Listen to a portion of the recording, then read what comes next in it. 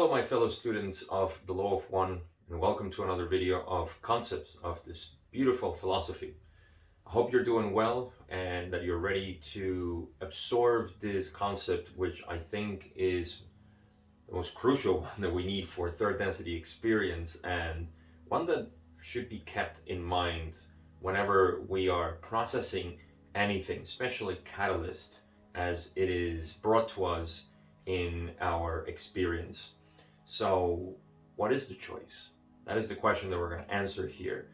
Now, I'm going to say that the choice is also in the tarot, and I'm not going to talk about the tarot here, so that it makes sense once you know what the choice is in this context to put it into the tarot and then understand why is the 22nd card, and that Ra says that it's almost like static, is the only thing that is static in the archetypes of the mind. But that point is not to explain the tarot here, and that's why it's a study on its own. We're just going to talk about the practical aspect of what the choice is, and really what we need to know about this aspect of the reality that we're living, especially here in third density, or exclusively here in third density. So I have a couple of paragraphs that I want to read to you to put more into context, and the first one that I have to start explaining the choice. And the first point that I have that is, let's get into polarity. Let's understand polarity first so we can understand the choice and why is this important. So there is a channeling from Quo that I'm going to read to you, and it's going to start us really nice to understand why the choice is relevant here in third density. In February 28 of 2009, Quo said, "The environment which you experience as third density Earth is an environment which is highly polarized. The very fabric of third density sings of polarity. Wherever you look in third density, there are polarities. There are physical polarities, such as male and female, light and dark, warm and cold.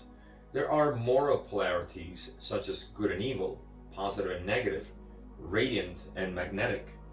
The learnings of third density have to do with choosing one of those polarities of the ethical kind, service to others or service to self, and in moving along the line of the polarity, in accentuating it and accentuating it further until you have, by polarizing, created yourself as a person of power."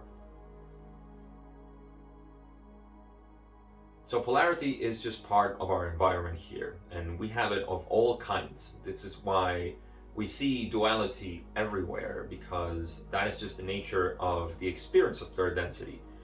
And if we can understand this, then we can understand the rails, as it were, in which we are moving in the experience of third density.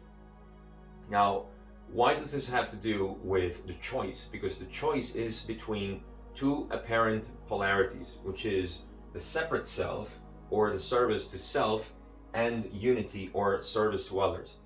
The way I can describe this, and you must be familiar with these terms already, is that service to others is that service that naturally occurs after you come to the realization that we are all one, that we have, by one way or another, by some spiritual understanding or another, we come to the same realization that there is a oneness between all of us.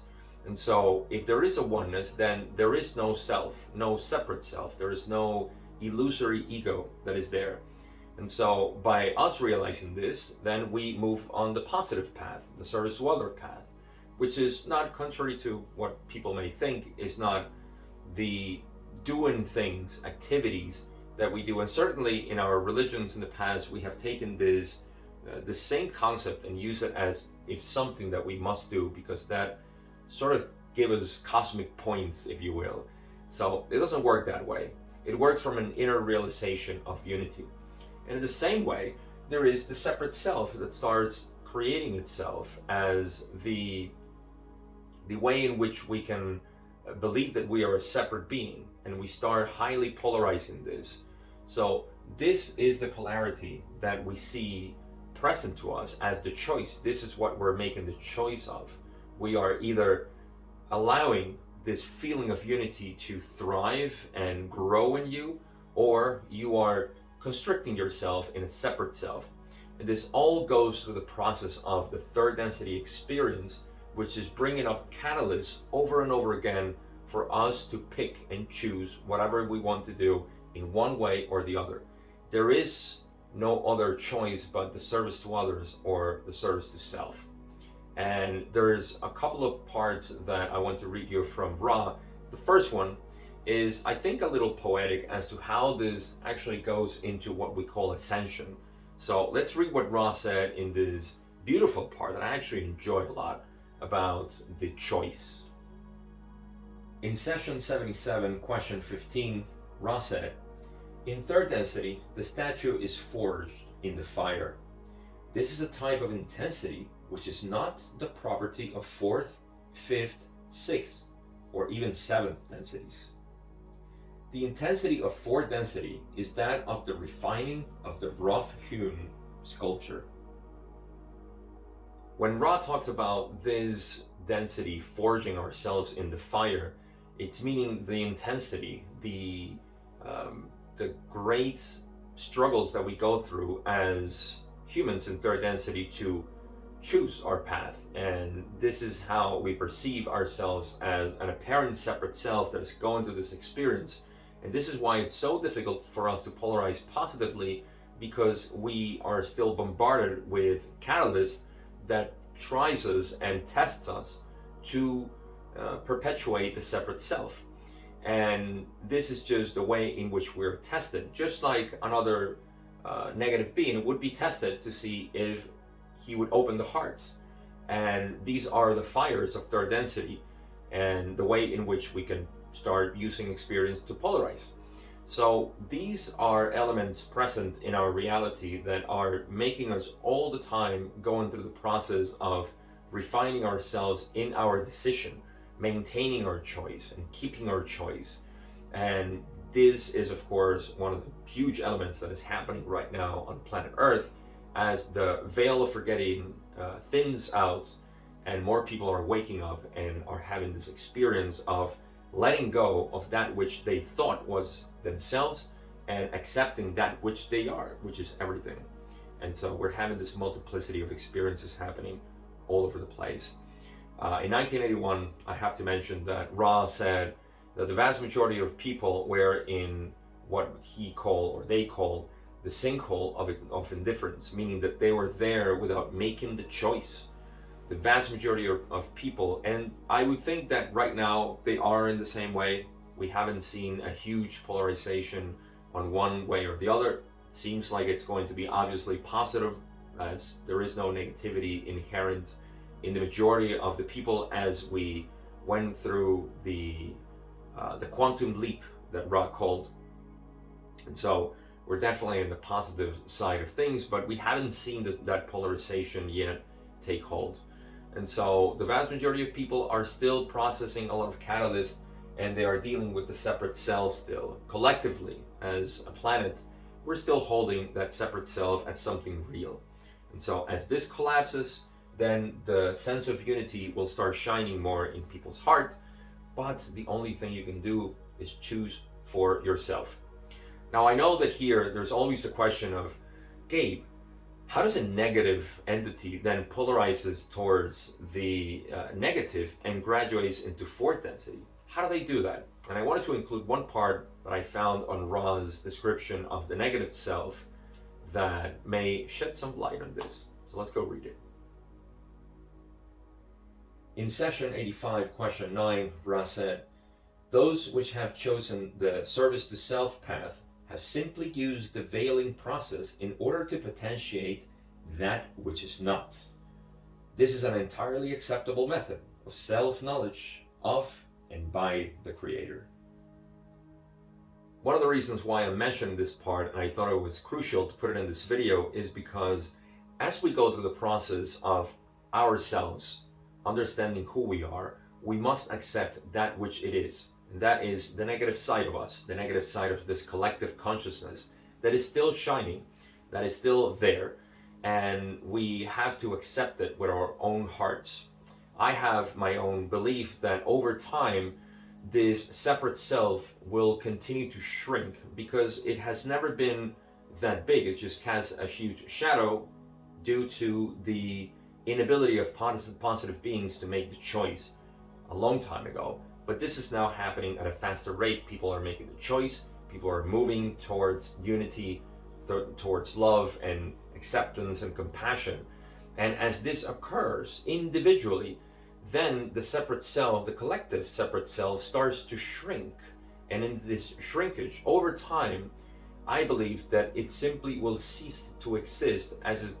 Imagine the analogy that I like to use for this is how a small shop can begin and thrive and grow over time to become a huge corporation, a global corporation.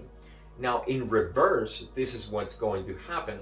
The huge corporation that is our collective ego, our collective separate self, that casts a huge shadow, but actually is a very small and actually illusory aspect of itself, will start to shrink. Then in this shrinkage is going to start diminishing to the point that everybody will see it as simply something that is there, a shop where you can go, and not many people go anymore because time has passed and people have chosen unity. And so it is completely acceptable for the separate self to exist in this reality, for catalysts to provide for those who are positive or who haven't chosen yet. And that leads to ascension in both ways. It leads to ascension in the sense of negatives rising as a 95% separate self, meaning that, as Ra said, it is an acceptable way for the creator to know itself. And this goes with the idea that it is God. And they are quite right. They are gods, but they see it themselves as the unique gods, and they need to manipulate and use others. That's an acceptable way. We need to come with terms to that. We need to understand this. This is something that eventually happens in fourth density, but we can do it now here. We can accept them and help polarize this planet collectively faster. And now the other option, of course, is stagnation, which is where a lot of people are at this moment, and this will continue to happen over the decades. This is not a bad thing. Actually, I believe that this, and I truly believe it. I don't believe it, I know it, that this is the most important part of our planet right now, that we have such stagnation. The reason is service. We have a majority of people asking for our service. And our service is simply to be loving, compassionate, caring. It's not to really be pushy about any sort of agenda or thought or spiritual belief or something like that. It's simply to be loving and caring to them, to listen to them, to pay attention to their problems, to become what you want to see in them, become what you want to see in whoever is suffering next to you or is going through the process of stagnation. That's the only way that you can incentivize them to shine in their own way. So the choice is something that we can study deeper and deeper, but I think this gives us a really good way to understand that everything that is happening to us is catalyst that allows us to make the choice as to how to see it. Am I going to victimize myself, or am I going to take responsibility for everything? Am I going to reject this, or am I going to accept this? All of this is the way in which we polarize, by either rejecting or accepting. And in the acceptance is where positive polarization comes. So I come to the end of this video. I have nothing else to say that will be of more value to this other than extending myself in other aspects of the choice. But I think this gives us a really good idea of what this is. In simple terms, it's just us making the choice of love, compassion, and unity. So I thank you as always for watching, and I'll see you in the next video.